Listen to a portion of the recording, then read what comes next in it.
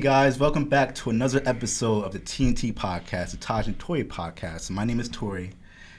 Got my brother here, Tahj Walker. It's good, Joe. And we are located right now here at Salle University, the university I go to. So all views, thoughts, and opinions expressed are our own and do not express the views, thoughts, and opinions of Salle University. So with that being said, we got our first guest here. Let's clap it up one time. Let's give him a warm welcome.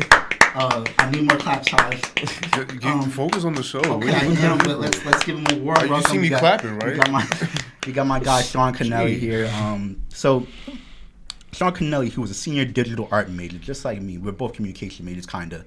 And he does photography and videography for Salle Athletics. So with that being said, what's going on, Sean? How you been doing, man? Hey, I've been doing great. Thank you for having me on. I appreciate it, both of you guys. When was the last time I saw you? The last time I saw you was I was gonna do that video for you guys. Yeah, you're gonna do the video for the group that we had. We'll talk about that later. The seltzers, yeah. Mm-hmm. That was like right before winter break. Yeah. So how you been doing, bro? How's your senior year going? I know it's the second semester, so yeah, no, it's crazy. It's the final stretch, bro. So how you been going? How you been doing? It's been good. Just trying to focus on trying to find like jobs and stuff and like graduation. And it's weird because when I first moved in, it's like it feels so far away. Yeah, right. Bro, but then like now I wake up and I'm like, oh shoot, like I got a few months until I graduate, so it sneaks up on you big time. But I mean, it's been going well. How about you, man? Nice. I'm doing good. I'm doing this podcast. Everything's going good so far. I'm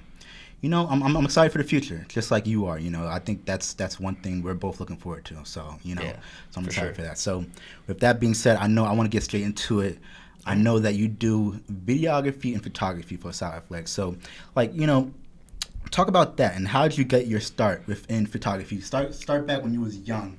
How did you get your start here at with photography and videography? So I feel like with photography, I didn't start doing sports photography until I started doing stuff for LaSalle. Really? Okay. But I'm the youngest cousin on both sides of my family. Yeah. So whenever there was like a family photo taken, they were like, all right, just like let Sean do it. He's the youngest cousin. Just like let him take the photo. Definitely. Because, of course, with like the iPhone coming out, like not everyone knew how to use it, but like that's the technology we all grew up with. Yeah. So they're like, all right, Sean knows the best how to operate a camera. Sean knows how to do this. So they would just like toss me a camera and I'd start taking photos, and that was kind of how the photography started. But videography started in high school. Really? I took a few like digital storytelling classes, a few like intro to digital video classes, and I just like really liked it. And then eventually I started doing it for LaSalle. So really, so what year was it, like when you was young, when you first picked up a camera?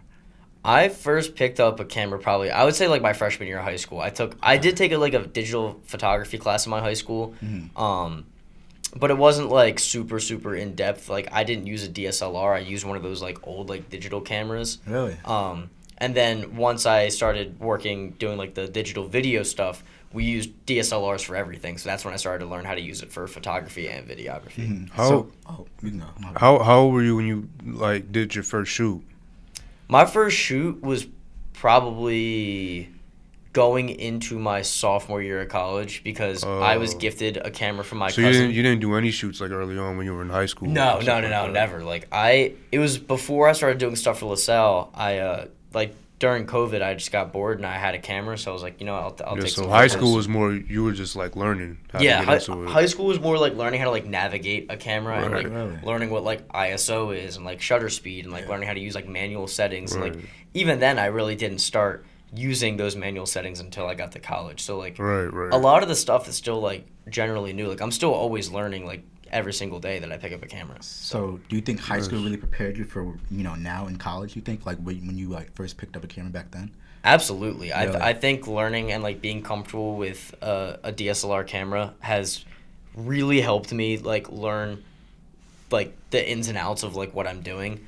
In terms of like doing like shoots, I've done shoots here and there, but like I don't know how to pose people at all. So I typically stick to like for shoots it's typically just like sporting events that I go to and I take photos. I don't really do like personal shoots or anything.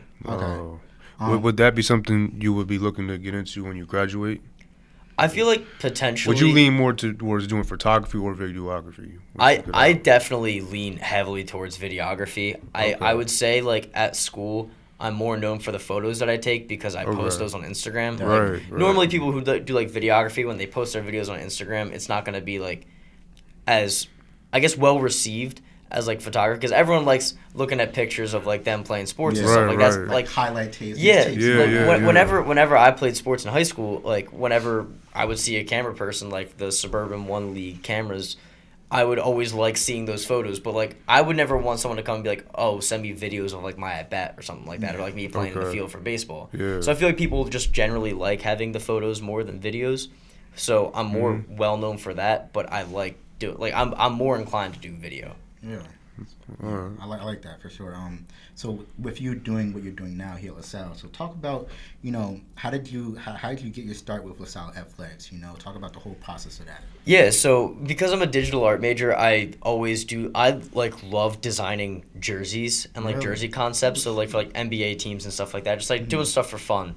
And I made a LaSalle basketball jersey that I sent to the athletic department. I was like, hey, like I'm a sophomore here, like I do digital art, like I would love to design a jersey for the school. Really? And I got a response that was basically like, hey, like this is so cool, but we let other people handle this. Like we have kind of like a strict way, like every school does that. Like they have contracts with like Nike, Adidas, Under Armour, like all that stuff. So like that usually gets handled through like those types of people. So like like we don't let students do that because it's a lot more of a complicated process. Sorry to cut you off, but what year was that? Sophomore year? Yeah, sophomore year. This is spring of my sophomore year. Okay. So, like they were like, hey, like students, like it's kind of hard to like get the logistics around that, but they're like, well, since you're a digital art major, like, do you have experience in like taking videos? Right. And I had just brought my camera. I did that. Like I said, I did that first shoot. Yeah. Winter break of my sophomore year, and I was like, you know what, might as well bring my camera to school. And I got an email back that was like, hey, can you take video? And I was like, yeah, sure, like I'll come in. He's like, come to a baseball game, take some videos. And so I started doing that, like doing like the highlight tapes and stuff. And at the first game, the guy that ran the Instagram for LaSalle baseball at the time said to me, he's like, oh, like we don't have, because COVID was the year before, they didn't have a season. He's like, we don't have any pictures of the new players and stuff. So do you think you could like take some pictures here and there like during the game, like with that camera? So I said yes, and I started taking some photos, and then I would go to other games like like the soccer games, the lacrosse games. Like, might as well take some photos here too. And then it just kind of spiraled. I made an Instagram, and then like people started following it, and like I would send drop boxes to athletes that I knew so like they could have access to the photos, which I think is like really important because sure, I do take photos like for social media purposes for like the school to like post, like Go Explorers will be like, oh, there's a basketball game today. They might post a photo that I've taken. Yeah. But I also think it's really important for like those athletes to have access to those photos because I feel like they deserve it. So. Yeah. For sure. So like you're how did you first did baseball, right? Yeah, that was the first sport I did. How did that transition into like doing soccer or doing lacrosse and all that? Was you getting kind of like looked at from like those teams too? Like how did you end up doing those? Was it more of a natural thing that you just got into? Like, oh, I just did this sport, I just do other sports. So. Essentially, yeah. It just kind of like snowballed to where I was at a baseball game taking photos, and someone would come up to me like that works in the athletic department, like, hey, like there's a like men's soccer game tomorrow. Like, do you think you could come and take some videos? And I was like, yeah, sure. And then it eventually just snowballed into like doing it for pretty much all the sports at LaSalle. I don't frequent the aquatic sports like water polo and swimming. Why is that? You think? Yeah. I don't like. I feel like their schedules are a little different. Like, and they like meets are pretty like swim meets are pretty long. Like I've been to a few. I did water polo's senior day last year, but the like soccer games and like basketball games are just so much more accessible, I think. So that's why I feel like I end up being at those like more often. Yeah. Definitely. Those water sports are more private events too. I know that was that way from my school. Yeah. Like the water polo, the like swim team, like they were more private events. They would have like photographers and videographers there and stuff, but it was more of a private thing. Yeah, I feel like because like there's still photos. Like I noticed that they still like LaSalle will still post photos like for those games. So I think they hired like the professional photographers to like come. Did you ever like, get contacted by them by any chance or no? By the photographers or by like LaSalle? Yeah, like water polo team or anything like that. Oh no, like I've it's more like there will be one person that'll just tell me like where to go like for stuff, and it's usually like the senior days that I end up at those because I think they have like you said I think they're like a little bit like more private where like they hire like professional. Yeah, I know my school they hired like professional to Yeah. do the water sports, and it was more students that did basketball, baseball, stuff like that. Yeah. Word. So like you talk about all of this. So I'm curious. How do you prepare for like a big shoot? Like I know it has to be a lot. Like beforehand, even going through like the whole process of it. How do you prepare beforehand?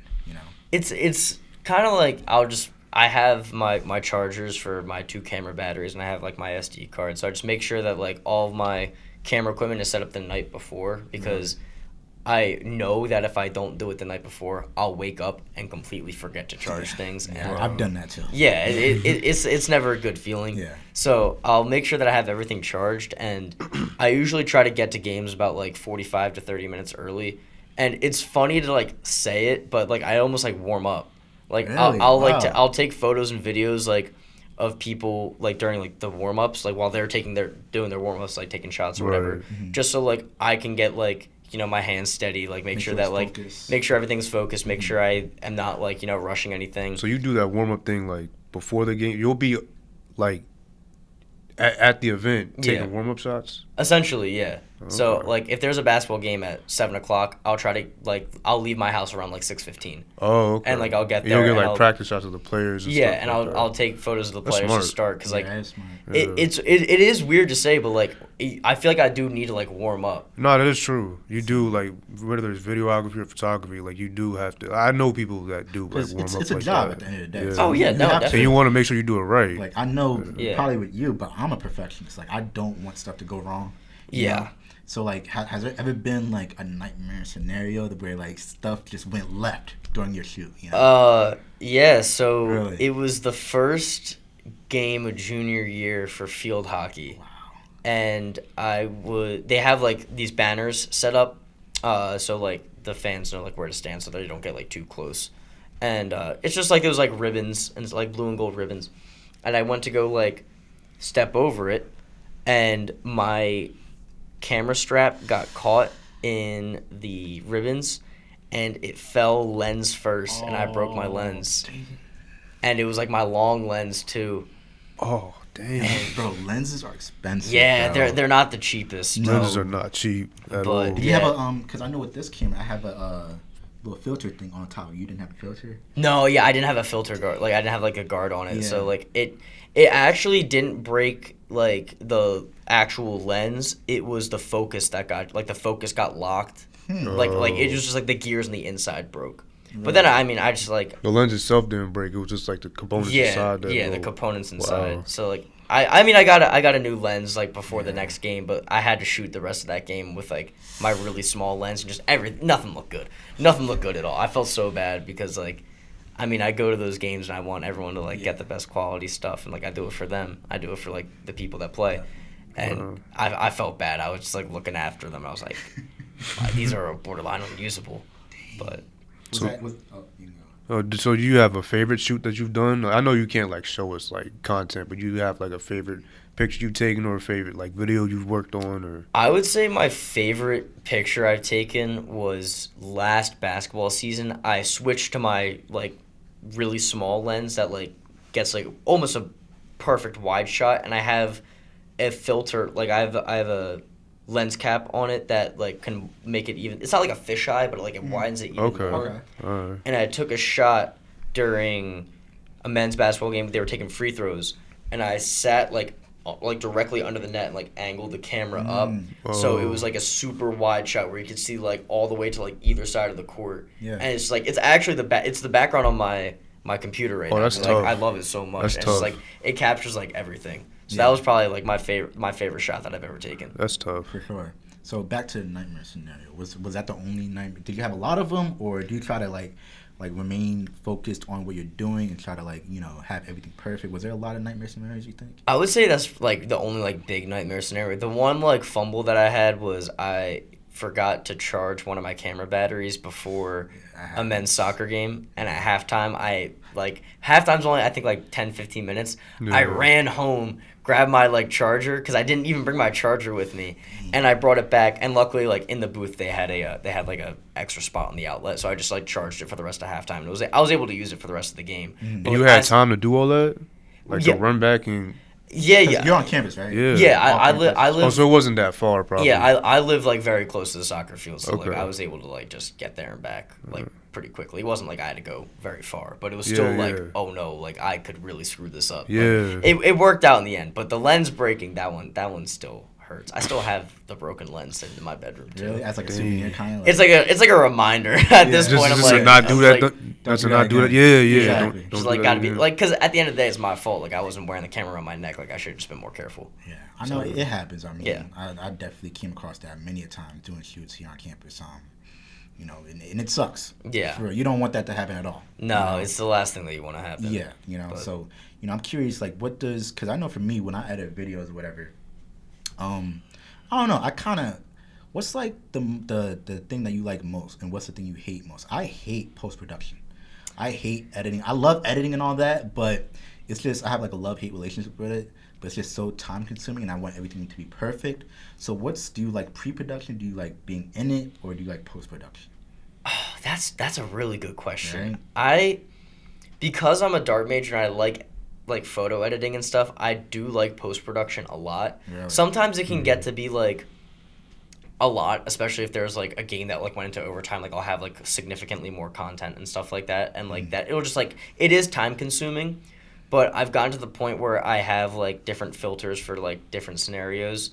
So like for the basketball games, I have a filter for all of those because I know what the lighting's going to be like, and I have it on like Adobe Lightroom where I know, or I have my basketball filter, and then I have one where, like, if there's a cloudy day, I have a filter for like cloudy outdoor games, and then like ones for like extra sunny games. So I try to like keep it so I have like I can expedite the process as much as possible.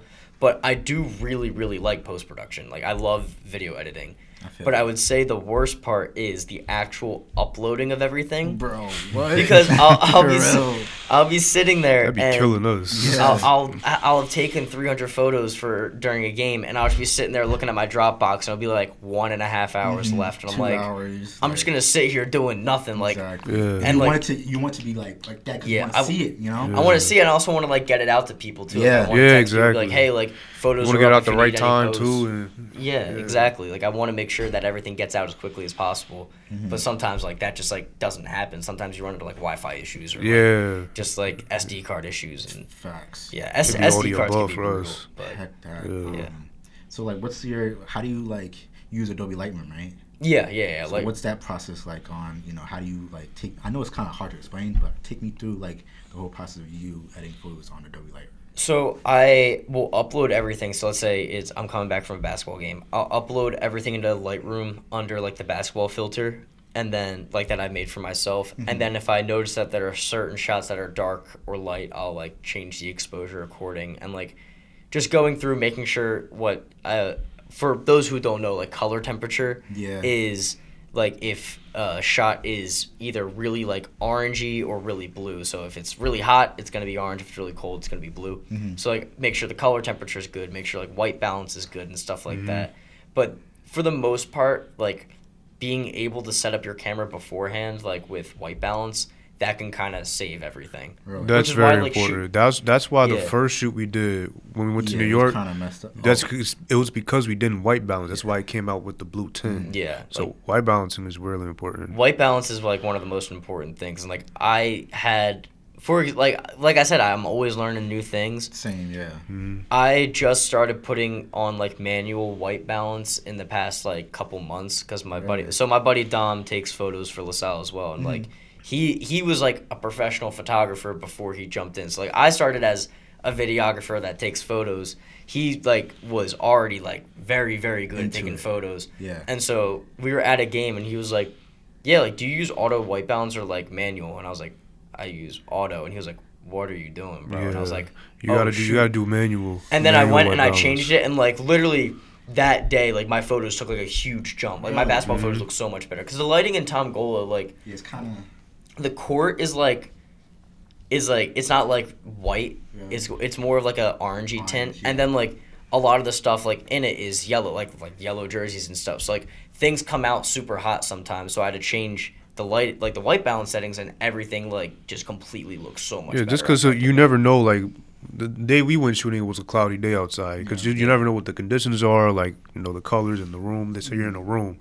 Like it's just to prevent any of extra colors like messing up your picture. Exactly, and like being able to like having Dom tell me to like change that actually took a huge leap in like my content. So because I want to get to videography most definitely. I feel like that's something I really love, filmmaking and all that, like doing short films.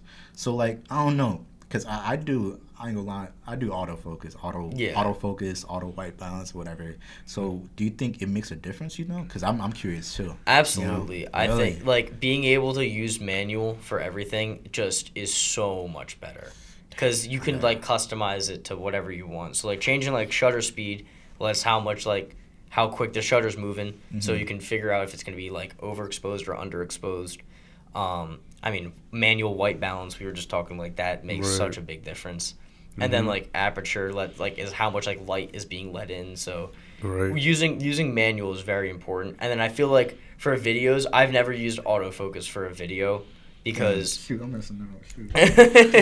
Because manual is just like you have so much more control over like what you're looking at. Because sometimes if you have autofocus and I want to take like a video of you and I am a little bit off center, it might focus on the wall behind you and then you're completely out of focus. So being able to like turn that dial yourself and like have it so you know exactly what you want, that is so important. So like I think at least start with like manual focus with like auto settings and then slowly like gradually get into like changing ISO, changing shutter speed, changing aperture. My biggest problem is I don't know like what's the right like center, how to like manual, like like what's the right way to manual it. So that's my biggest. So I definitely got to look up stuff on how to like do that. I was lucky to have like that photography class in freshman year of high school, and then the videography classes I took in high school like were able to teach me like what each thing meant. So like ISO has to do with like lighting. So if you have like a really high ISO, it will help you take pictures in darker settings.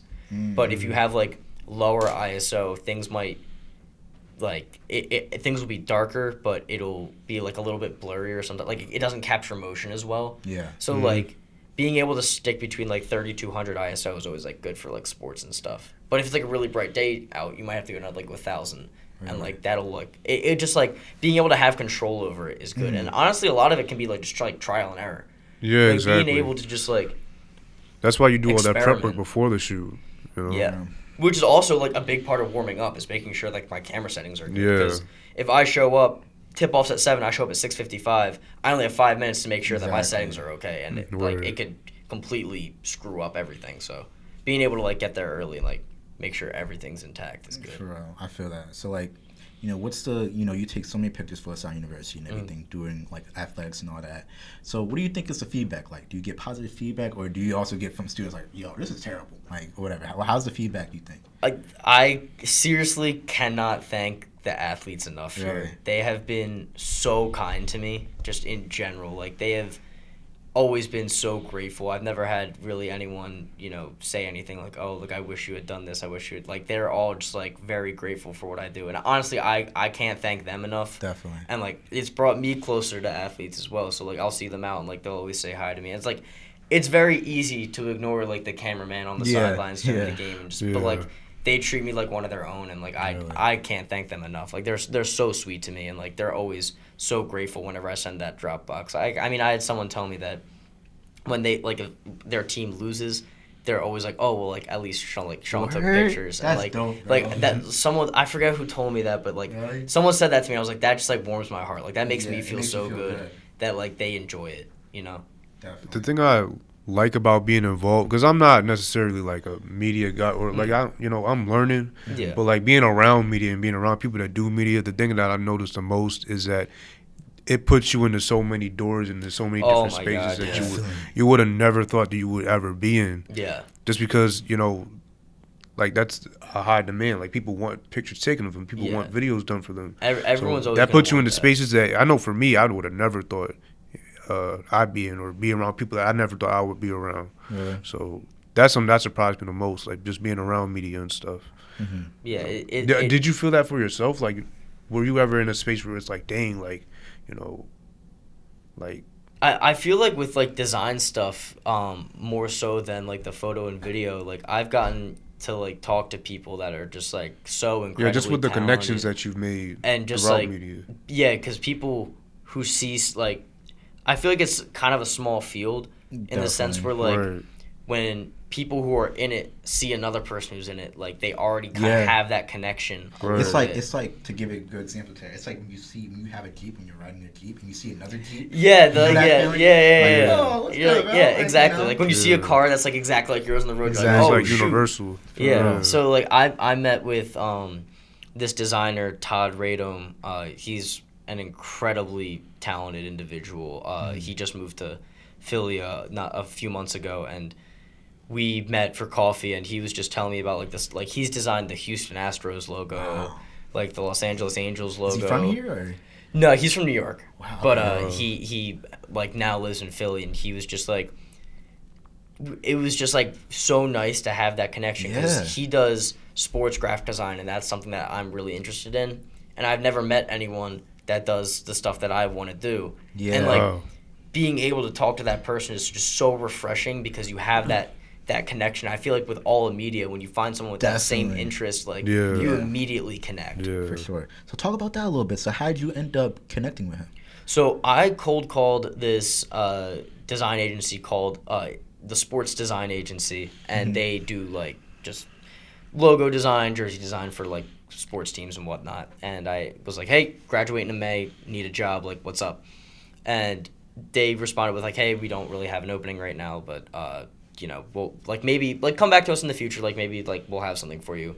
But he was like, oh, I noticed you're in the Philly area, like I know this guy Todd Radom, like who lives there now, and like maybe like I could connect you guys. And like it's just a shot in the dark that went my way, and I feel like having connections is just so important. Yeah, that's what Networking and all that. That's what I was trying to touch on, like just the different spaces that it could propel you in. Like it could, you know, like for me, it was just crazy because like you could go somewhere and it'll take you there, then it'll take you to exactly where you, and it will be exactly where you need to be, and it's like, dang, like it feels like you kind of skip steps because you know. Yeah, it's like you're never gonna be taken straight from point A to point B, but like there's so many like point A1, A2, A3, like along the way. That's just like, and it's never gonna be like a straight line. You're always gonna be like moving around and just like trying to like make that network of connections, and those people are gonna get you to where you want to be. Definitely. So like, what made you? Because I feel like that's a great point you made about cold calling. Yeah. What made you really? Because I feel like I should definitely do that with different companies I want to work for. But what made you really want to,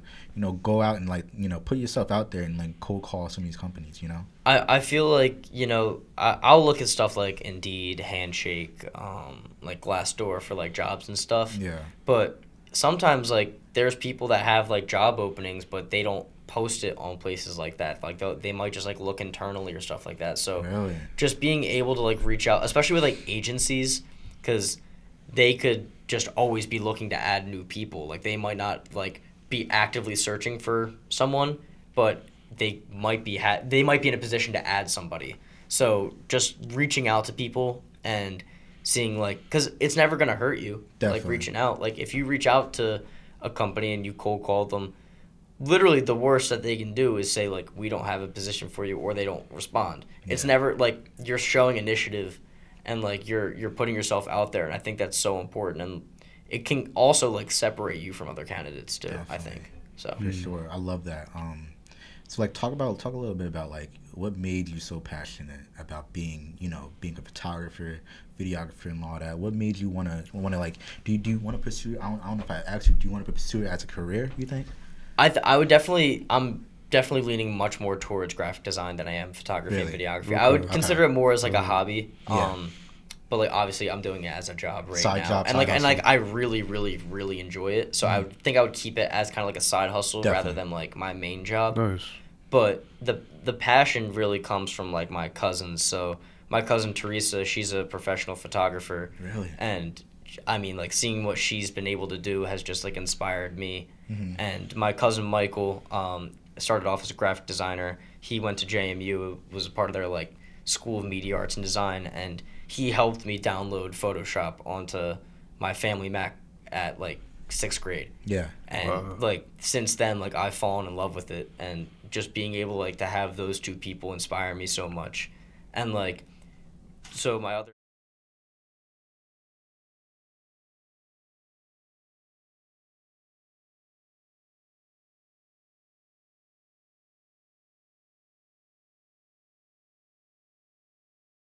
So, like my cousin Teresa, like I said, she's a photographer, and then her brother, my other cousin Pat, has just also inspired me because he's such an ambitious person, and like he's just done so much for himself. Like he's a barber for NFL athletes, and like just what he's done and how inspirational he is has just like really inspired me personally, and like it's just incredible to see like my family members do what they love, and like it inspires me to do what I love. Definitely. So for sure. So would you say you have like a certain confidence to yourself when you're doing this work? Like do you have like that confidence, like, yo, like you're getting this feedback from athletes and all that? Yeah. Yo, I'm really like people say, I'm really him.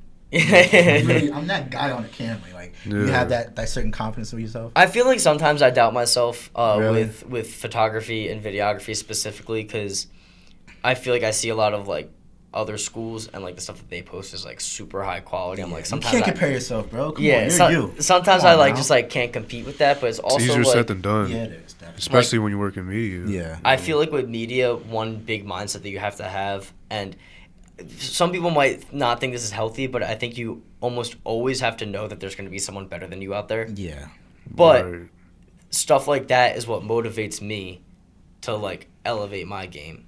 So like, I know that there's a lot of people out there that are better than me at photography and videography and design, but like I want to get to that point. Like, I want people to look at me inspires you and be like, oh, that person's better than like I want to get to the point where I'm on the same level as the people that like Todd Radome, who's designing stuff for MLB teams. Like that's the point that I want to get to.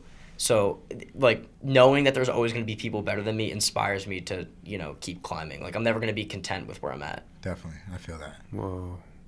Talk about like what photographers, videographers you really look to, like, yo, like I want to be like kind of like him, or I inspire, I love his work, or anything like that. Talk about any ones you look at. Alex Subers is the first person that comes to mind. For the Sixers, right? Yeah, he doesn't work for the Sixers anymore. Really? He left a couple months ago. A couple months ago? Yeah. Was that recent? Yeah, he hasn't been there for a while. Oh, I know he's been there for the longest time. I don't remember how long, but I know he's been there for a minute. He's dope. But he is an incredible photographer, and now he's like kind of just like bouncing around the states, like just like going to state, just doing photo shoots and stuff. Like he was at Michael Rubin's Super Bowl party with like Jay-Z and Drake, and like he's just like taking like he went from taking photos of like a Sixers team that was getting booted in the first and second round to like now getting to the point where he's hanging out with like some of the highest profile celebrities of our generation, and like is taking photos. So like his work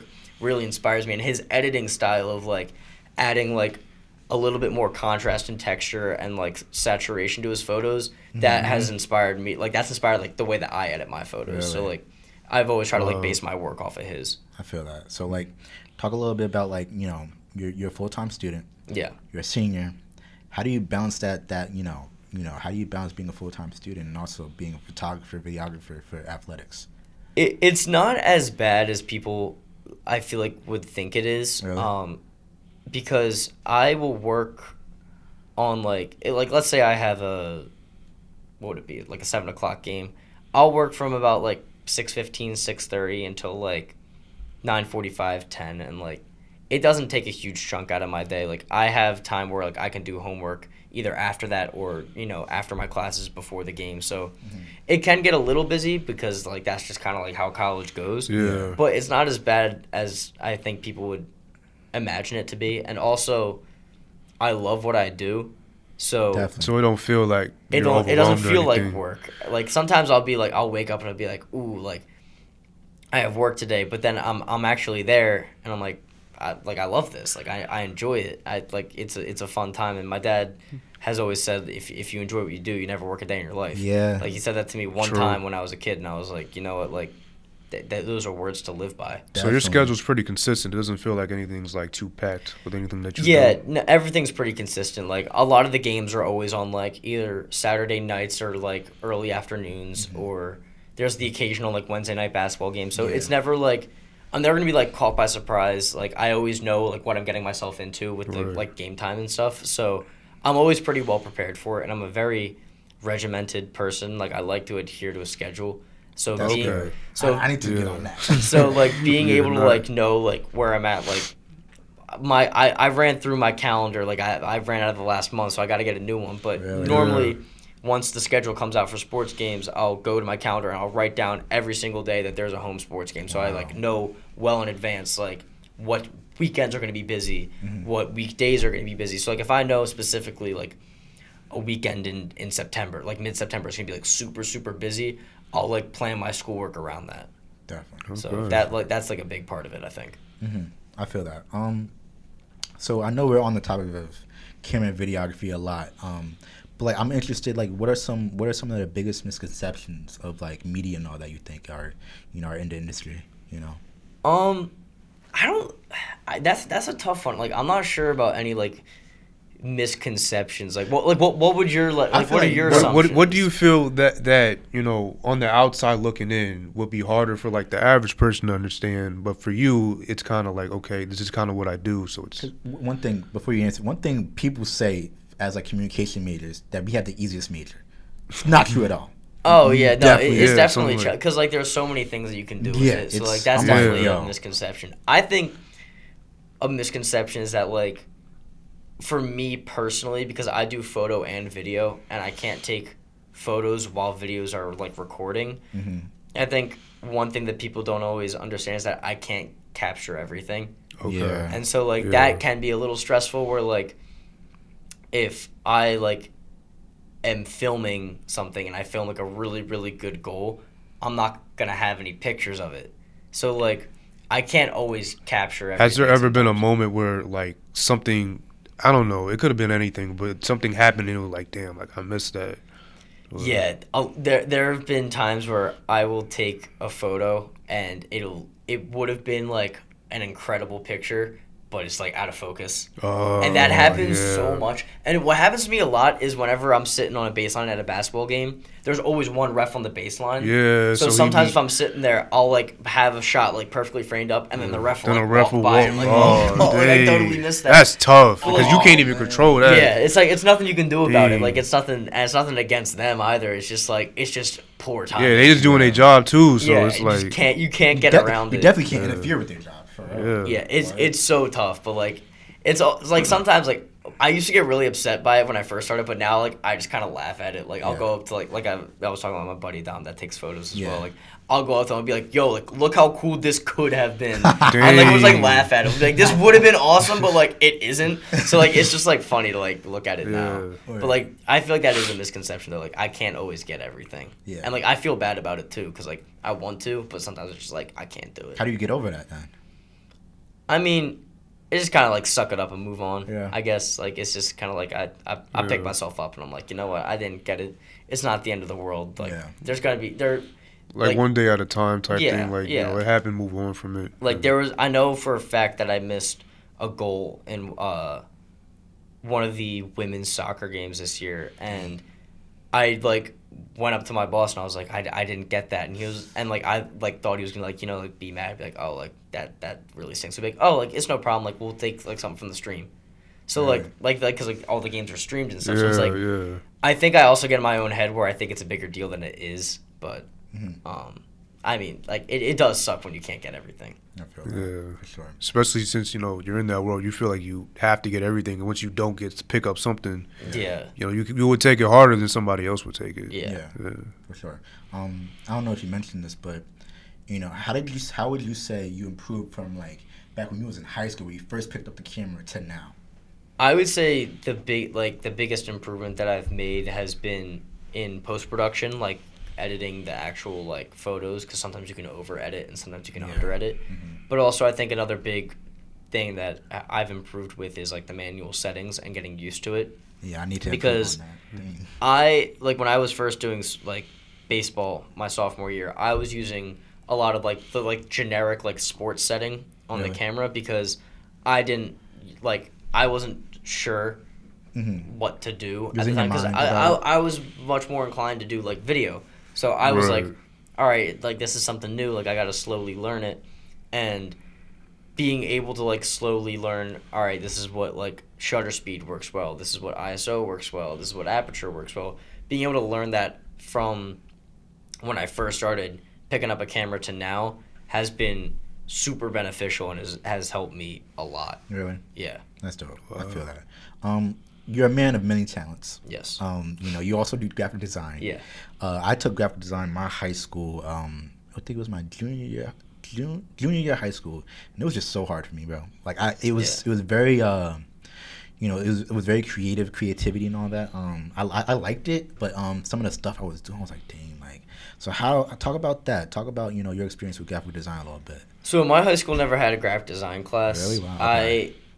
I am entirely self-taught up until no college. Way. What? Yeah. No way, bro. Yeah. I've only ever, like, my cousin has helped me out with, like, oh, this is what the magic wand tool does, and, like, this is what the pen tool does. But, like, for the most part, I've pretty much learned everything on myself through, like, YouTube and, like, just, like, experimenting. That's dope. And that's gotten to, like, where the point where I am now.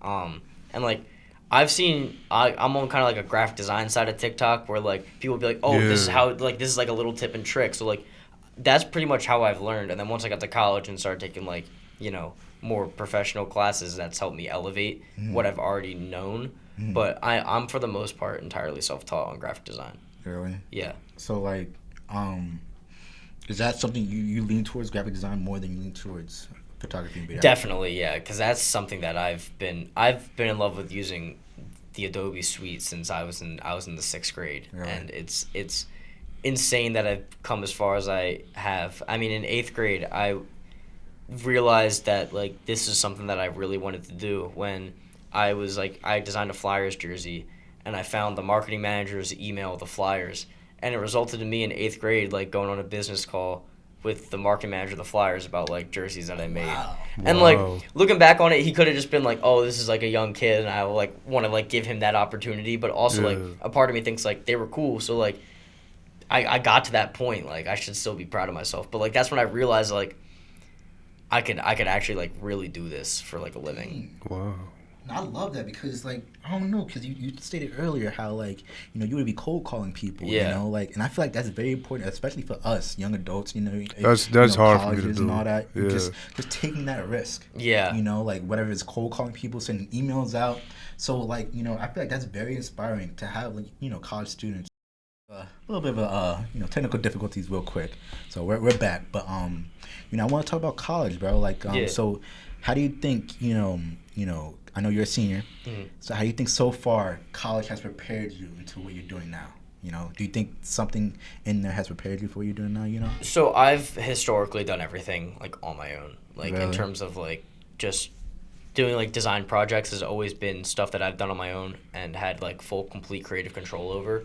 And I think having professors give me guidelines and having to work in groups has helped me elevate my design abilities because I've been able to get a lot of peer review. Whereas like before, I would make a design and I'd send it to my friends and be like, oh, what do you guys think? And they'd be like, oh, like that looks cool. Yeah. But like when you talk to someone who is from the same realm as you in terms of like design and stuff, they're able to give like specific feedback where like, oh, what if you did this instead of this, or what if you like switched like this part of your logo out for something else. And it just like being able to have that has really like opened my mind, and it's been able to have me become more receptive of feedback. Whereas like sometimes I feel like some people can't take criticism well, especially with like design stuff. So being able to take criticism from others has been a huge part of like what college has taught me. Definitely, that's good.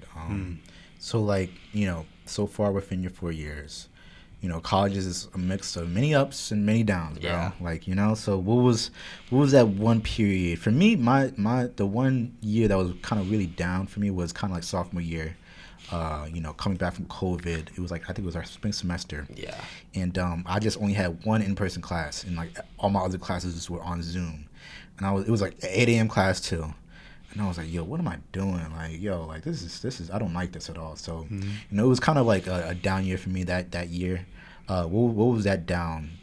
That period where you was just down bad. Mine was that year as really? well. That year was so tough. There was nothing to do on campus. Yeah, because I mean, for the time we just wanted LaSalle just wanted to make sure everyone was being safe and stuff, and so there wasn't much there wasn't a lot of events that could have been held in person because of just social distancing laws and stuff like that, and that was just it takes a toll when you're kind of stuck inside, and even I would say all sophomore year because I was doing school from my bedroom at home for an entire semester, and when you can't really go out and see other people and you're kind of just in your house, whether it be your dorm, your house at home, wherever you are, being confined is never good. It affects you socially. Yeah. Oh, definitely. You being able to interact with others is so key. Because when you really think about it, high school, elementary, middle school, whatever, you always had people to talk to in school. You were always seeing somebody. Right. And then to have that kind of taken away, it was kind of like a brain fart. It probably don't feel natural. Cause it wasn't at all. No, because for me, I don't want to say I was lucky because COVID happened right in the middle of my spring semester senior year. Yeah. And the extra semester where I had to go was all Zoom. So it didn't really feel like anything was different for me. For me, the worst year was freshman year because I still felt like I was in my awkward teen years. It was kind of hard for me to interact with people and stuff. So going into my freshman, it was just really, really awkward. That was just an awkward year. I mean, looking back to the person that I was freshman year and looking to the person I am now, I think we can all agree we're all completely different people. Oh, for sure. It's insane. So that's definitely your first year in college is never gonna be an easy adjustment, and if it is, then all power. You to must you. be Superman because it was not. It's not gonna be easy. It wasn't. I'm not gonna say it wasn't fun. I had my freshman year. You have your fun times, but it's still I still feel like a teenager going in. So going in, being under your parents, and now you gotta be independent. It's just it feels like a different world. At least for me, it did. It's also the way you make friends in college is funny. Yeah. Because it reminds me of how you make friends in kindergarten. Yeah. You kind of just go up to someone and you're like, you want to be my friend? You're yo, what? It's so weird. It's weird. For me, it was kind of I found friends who mutual interests. So basketball and I wasn't in any clubs like that, but we had our dining hall was called Campion. Yeah. So it would just be on some random. So oh, you like the pizza? Oh, I fuck with the pizza. yeah. That's literally how you make friends in college. Yeah, just off random stuff like that. My freshman year, the first night that we were on campus, we had that event on the soccer field and. I saw that was a cool night. That was a fun night. I like that night. Yeah. I saw some familiar faces, and I went up to because I met a couple guys at the acceptance students day, and I saw them, and they're these are some guys that we just met. We need one more person to play a game of bubble soccer or whatever. And I was it'd be like that. I was you know what, I'll join in, and now those guys are my closest friends. Wow. It's just it's total chance kind of. It literally by chance. And it's just It's just it's seriously is making friends when you're in elementary school. Definitely. You just see someone, you're oh, you want to be my friend? Yeah. And it just kind of happens. Because in elementary school, middle school, high school, that's kind of it's different on each level, but it's kind of you're still in school. Yeah. In college, it's okay, you're on your own now. It's so you gotta you're just really go out. It's almost the same, but it's just you're living there. Yeah, exactly. So what was the best time period for Sean Cornely at college? Ooh, that's mine was junior year. This year's been fun. Last year was really, really busy for me. Oh, okay. That was probably in terms of my classes, that was definitely my hardest year of school. Really? I still did very well in my classes and stuff. But it was still pretty challenging and just being super busy. But I would say it's a tie between last semester because obviously we haven't seen this one out yet. But definitely. Last semester was really fun and. Going into junior year, before classes started, when I moved in, it was just the first time that we were back on campus and there was no COVID rules or whatever. We were able to all see each other and hang out again. Yeah. That was a good time. That was a good feeling. That first week before classes and even syllabus week, it was just it was like seeing a bunch of friends that you hadn't seen for such a long time, and everyone's in such a good mood. The weather was still nice. I remember one time I was walking on campus, and it was just beautiful out. Yeah. But, you know, obviously people was wearing a mask and everything like that, but it just felt so good seeing students outside. You know, I'm like, yo, this is dope. I would remember I had an 8 a.m. Spring of my sophomore year on Fridays, and I would walk out of that class, and it was just like, it would be the middle of winter. It would be like January, February, like 30 degrees out. You're bundled up, and you just like see no one on campus, and you're like, wow, this is sad. So like when we came back for that junior year, and just like everyone was out, everyone was having a good time. Like they said, everyone was outside, bro. Yeah, like everyone, because like the weather was nice too. Yeah. It was, like, so I gotta ask, what were the parties like? What's the parties like? I feel like, I don't know, like I'm not like a party animal. You don't gotta go. I'm not either. You don't gotta go into detail. I just know for me at St. Joe's, like we weren't just going to St. Joe's parties. We were going to Drexel. We were going to UPenn. I would say I definitely would see my buddies at Temple a lot more. And just like, because like we have a house here, so like being able to like have people over to our house like without having to worry about like. You know, like remember like freshman year you had to like sign in guests and stuff. So like this was the first year where we didn't have to like sign in guests and stuff. So it was like our friends were able to come over like whenever we want. So like it was more like we kind of controlled it. Like we would just have like people over to like. It was the same. Like my homies, like we went out and stuff, but like we more so had like kickbacks at the crib and stuff. Yeah, I love kickbacks. Yeah. Yeah. Oh yeah. I'm much more. I'd rather like hang with like a smaller group of people that like I'm really tight with than like. That's always better. Yeah, and once you get older, you go to the club and stuff. You still would just rather be at your home with the crib. At the crib with your homies just chilling. Yeah. Sometimes the pregame and the postgame is more fun than the actual like word. Talk about usually the pregame's funner than the actual event. Yeah, like usually because like always like a small group of people and like you're all like super excited to go out and then you all get back and you're just like, all right, like y'all want to like still hang out for a little bit. Yeah. We would always like order Chinese food when we get back. That's like dog. The pregame and the postgame usually always better than the actual event that you're going to. Facts. For sure. But I want to end it off a little bit, but like our last segment. Let's do some rapid fire, bro. Let's let the people get to know Sean Cornely. Okay. All right. I feel like that's a good thing to go through right now. I got to lock in now. So wait. I don't know if you know these questions. I try not to like give you them. So first question: what's the favorite place you ever traveled to? Oh, that's got to be Italy. What? Yeah, my mom came over from Italy when she was young, so like we saw a family over there. So we went going into my senior year of high school, and every day I just want to go back. Like it's an incredible place. That's dope. Yeah. All right. What's your favorite food? Favorite food? Anything involving buffalo chicken. Really? I love buffalo chicken. Buffalo chicken is so good. Buffalo sauce on anything. Wait a minute. I don't care. Boneless or bone-in? Oh, bone-in. Facts. Boneless is just chicken tenders with hot sauce on them. Bro, I used to be a boneless type dude because of him, but now I'm bone-in, bro. I don't. It's chicken. Like I don't care. See, you do have a point. It's chicken. I don't care, but like it's just like. For me, it's easier. It's not easier, but like I'm lazy. I don't want to like eat. It is easier to eat. Like I can't lie, but yeah. For real. Biggest pet peeve. Biggest pet peeve. So I'm a really punctual person. So I hate when people are late to things. Like if I tell someone like bro, I was low-key late. I was low-key late today, guys. I forgot a couple things. But also, it's your schedule. It's not my schedule. So like if I say like. Oh, like, do you, like, want to go out to dinner at 6 o'clock? If you're not with me at 6 o'clock eating dinner, I'm like... because now you playing with my time. Yeah, exactly. Yeah. I am so punctual. And, like, I get that from my family. Like, my family's very punctual, too. I feel that. Music. So, what's your favorite artist right now?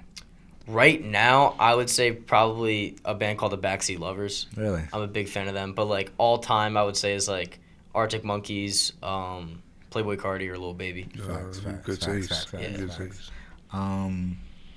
me see. Who was your childhood celebrity crush, bro?